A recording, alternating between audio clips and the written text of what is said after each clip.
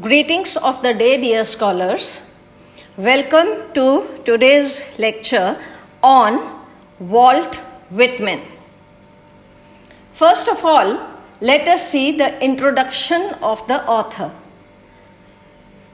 आज हम Walt Whitman के बारे में कुछ सूचना शेयर करेंगे. Walt Whitman was an American author. हम लोग अमेरिकन लिटरेचर के संदर्भ में बात कर रहे हैं, इसलिए वॉल्ट विटमैन जो कि हमारे पहले अमेरिकन ऑथर हैं सिलेबस के अनुसार, उनके बारे में हम बात करेंगे.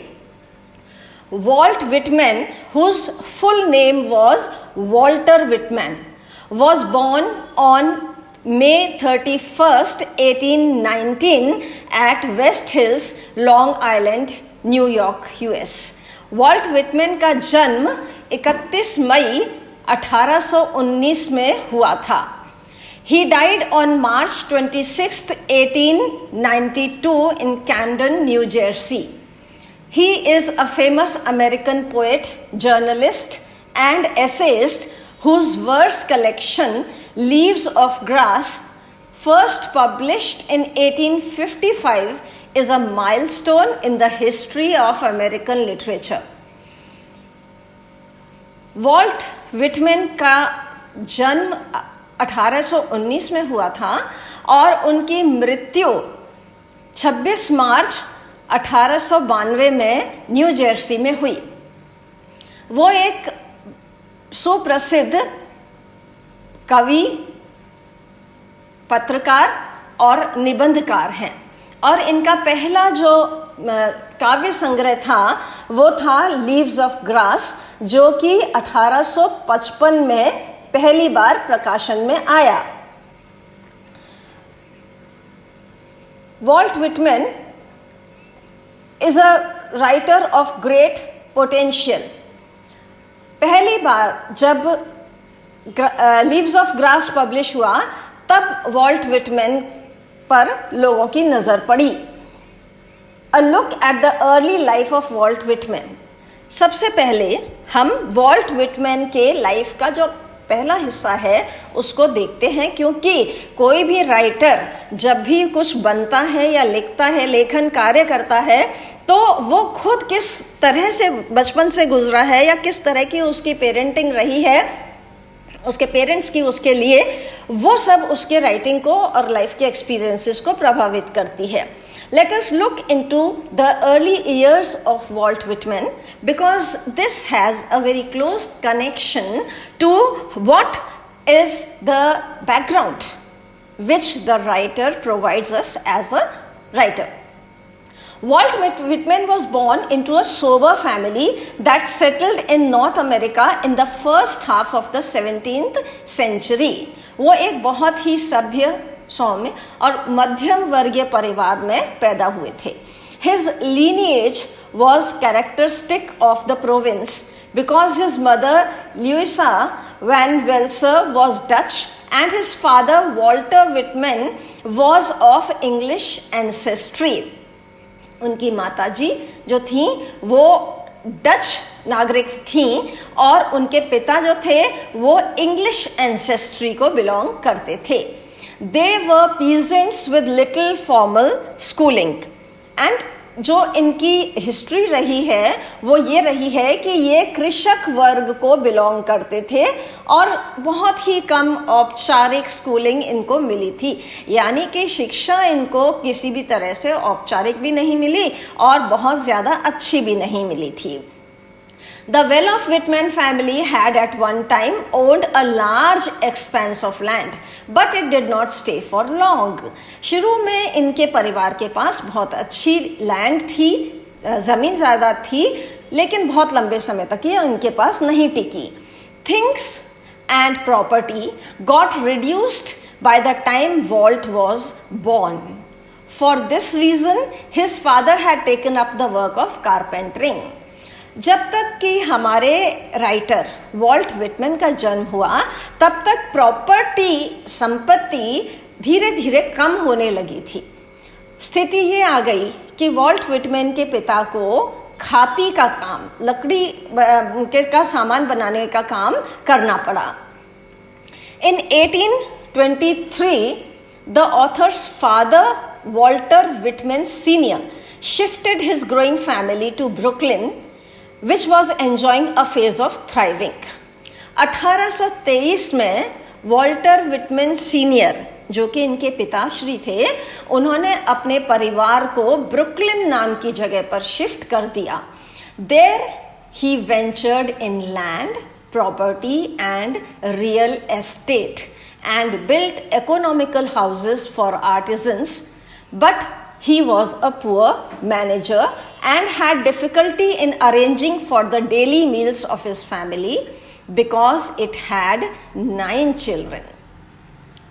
अब ब्रुकलिन आने के बाद वॉल्टर विटमैन सीनियर, जो हमारे लेखक के पिता हैं, उन्होंने थोड़ा सा अपना भाग्य आजमाया ज़मीन जायदाद के काम में, अचल संपत्ति के काम में, और उन्होंने कारीगरों के लिए, मजदूरों के लिए सस्ते मकान बना करके देने शुरू किए, लेकिन उनका प्रबंधन बहुत क्षीण था, वो अच्छे प्रबंधक नहीं थे।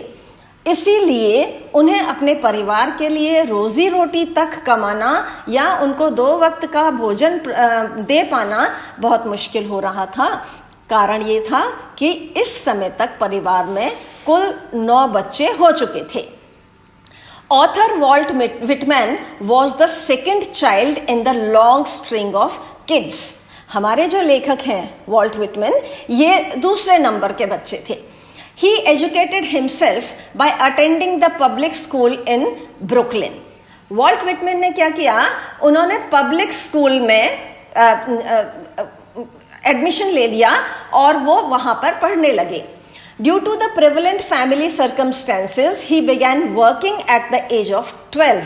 अब घर की अर्थव्यवस्था हम अब तक देख चुके हैं, बहुत अच्छी नहीं थी, इसलिए हमारे लेखक को 12 वर्ष की उम्र में ही काम शुरू करना पड़ा। He got exposure in the print trade and learned the printing skill.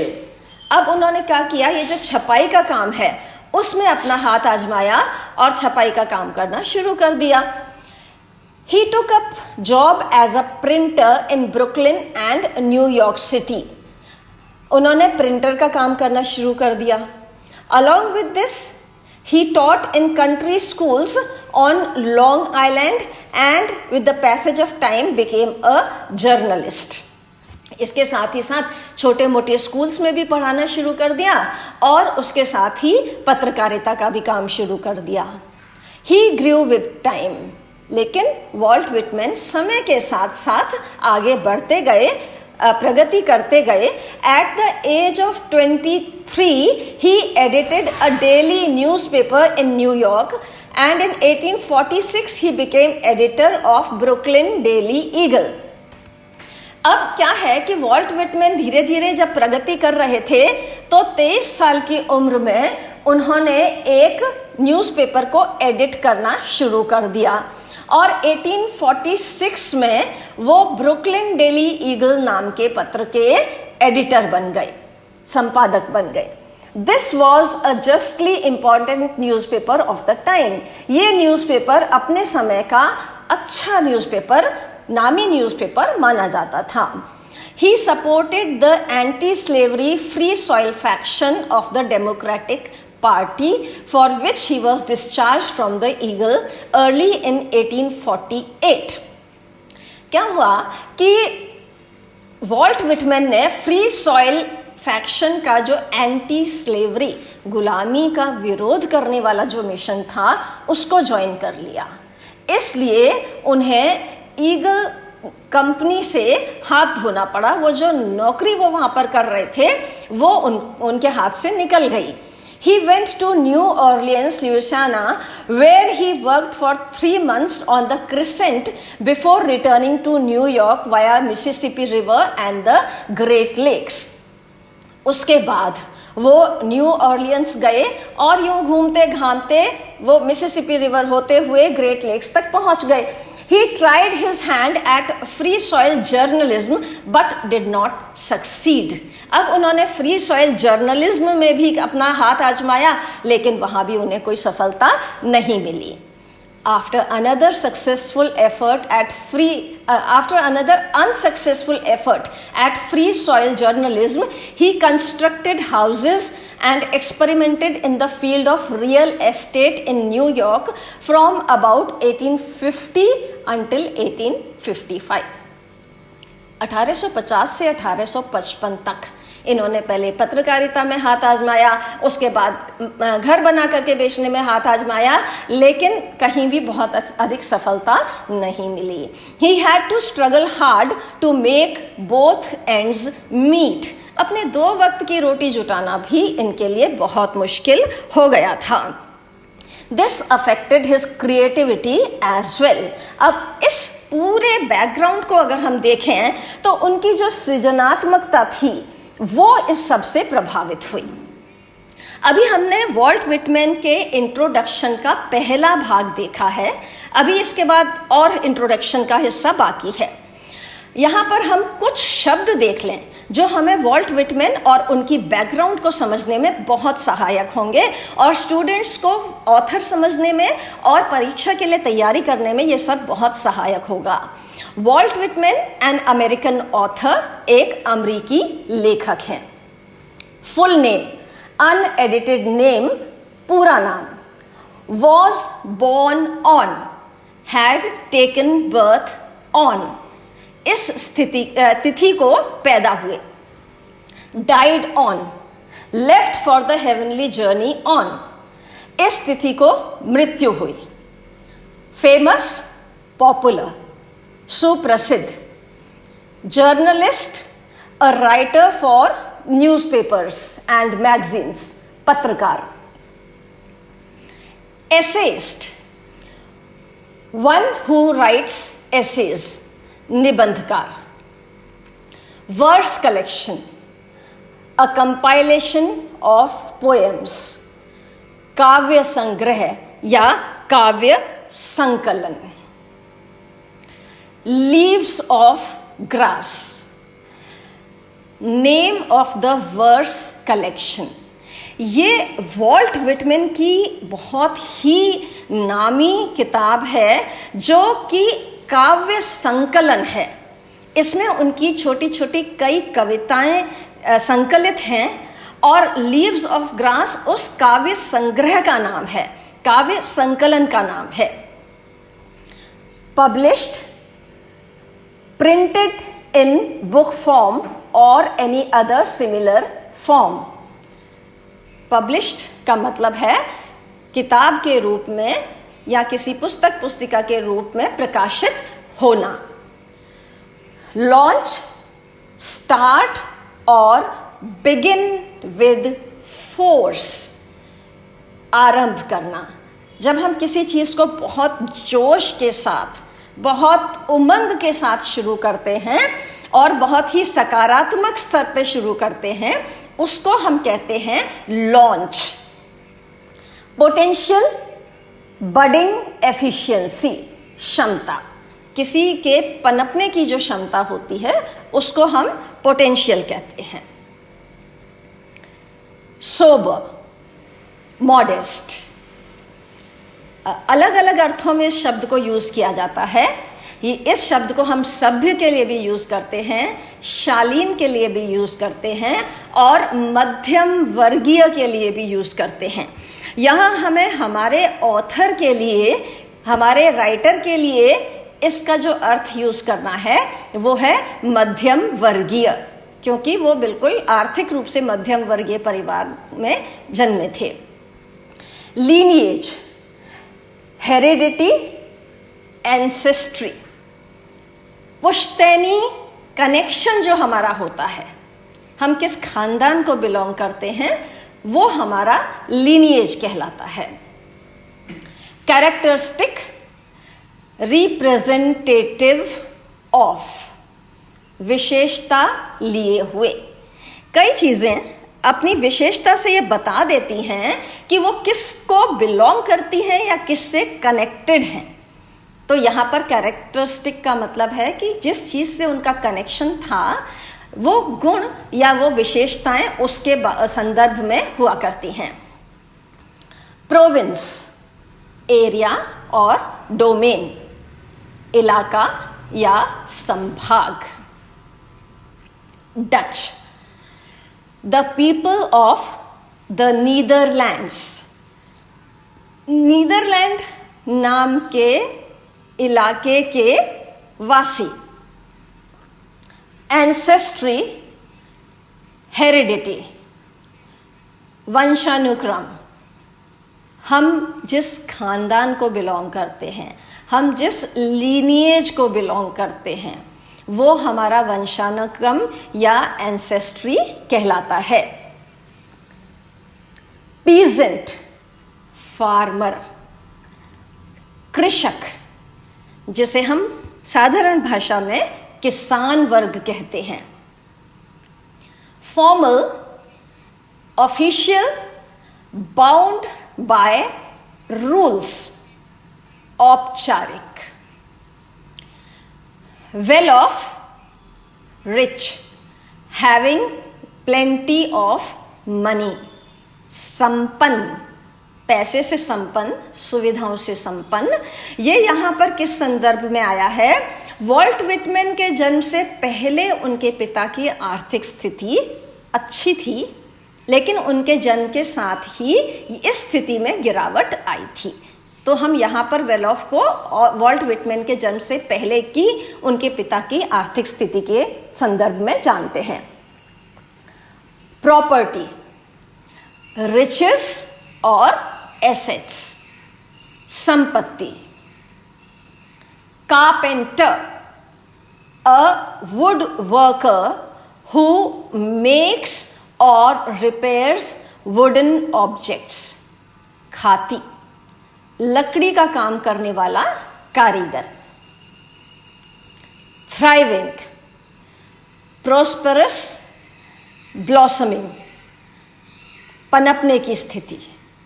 जब हम किसी चीज में बहुत अच्छी प्रगति करते हैं, पनपते हैं, उसको थ्राइविंग कहते हैं। वेंचर स्कीम और प्रोजेक्ट, कोई भी हमारी स्कीम होती है, प्रोजेक्ट होता है, हमारी परियोजना होती है, वो हमारा एक वेंचर होता है। और इसी को वर्ब फॉर्म में जब हम प्रयास करते हैं तो हम वेंचर बोलते हैं। रियल एस्टेट इमूवेबल प्रॉपर्टी, अचल संपत्ति, जमीन जायदाद। आर्टिजन क्राफ्ट्स पर्सन, कारीगर। इसी को हम बोलचाल की भाषा में मजदूर वर्ग बोलते हैं, लेकिन ये कलाकार होते हैं, सृजनकार होते हैं, इसलिए हम इनको क्राफ्ट्स पर्सन, आर्टिजन, कारीगर बहुत ही सम्मान के साथ बोलते हैं। Prevalent that which is in fashion और ट्रेंड, वो जो प्रचलित होती है, किसी समय पर के खास प्रचलन होता है, उसको हम प्रिवेलेंट बोलते हैं। एक्सपोजर रिविलेशन, प्रदर्शन की स्थिति में आना या संपर्क में आना। हमारा किसी भी चीज के साथ, व्यक्ति के साथ, परिस्थिति के साथ एक्सपोजर हो सकता है, हम उसके संपर्क में आ सकते हैं। Editor a person who edits और मेक्स चेंजेस टू डॉक्यूमेंट्स, संपादक। Newspaper a daily publication of news on folded sheets, समाचार पत्र। Anti-slavery, opposed to the system of slavery, दास्ता विरोधी, गुलामी विरोधी। Discharged, cleared off, मुक्त किया जाना, किसी को किसी चीज से अलग कर देना, मुक्त कर देना, हटा देना, उसको हम डिस्चार्ज बोलते हैं। Journalism the profession of reporting, photographing और एडिटिंग न्यूज़ फॉर मीडिया, पत्रकारिता। कंस्ट्रक्टेड, मेड और मैन्युफैक्चर्ड, बनाया। एक्सपेरिमेंटेड, ट्राइड और अटेम्प्टेड, प्रयोग करके देखा। ये कुछ शब्द और इनके संदर्भ हमें हमारे राइटर वॉल्ट विटमैन की बैकग्राउंड समझने में, उसका इंट्रोडक्शन समझने में बहुत सहायक हैं। These are some words and phrases and concepts which help us to understand the great American author Walt Whitman. This is the first part of Walt Whitman's introduction. We have another part which follows. हमें इसके बाद एक और video देखनी है जो कि Walt Whitman का परिचय और उनकी जीवन यात्रा से संबंधित है। इसलिए इस वीडियो के बाद आप अगला वीडियो भी अवश्य देखें। Kindly see the next video and all the following videos of the author because he is so famous and has written a lot. इसके बाद की सभी वीडियोस आप निरंतरता से देखें। धन्यवाद। Thank you.